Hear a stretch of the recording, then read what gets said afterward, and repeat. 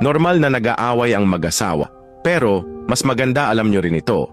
Ang babae ay may estrogen hormones na nakakaapekto ng kanilang emotions. Kaya after manganak, pwedeng magkaroon ng postpartum depression o yung pagiging malungkot na connected sa pagbaba ng estrogen. Nangyayari rin po monthly ang pagtaas-baba ng estrogen ng babae. Mga araw bago ang menstruation, mababa rin ito kaya nagiging depressed or irritable. Then few days after mens, nagno-normalize na. Premenstrual syndrome, PMS, ay common sa 70% ng mga babae, which starts after ovulation. To be exact, day 14 after menstruation hanggang day 28. Yan yung mga days na medyo irritable sila. Hormones pala akala ko dati may topak. On the good side naman yung fertile siya like day 12, 13, 14 from menstruation, yun po yung in the mood siya. Masayahin.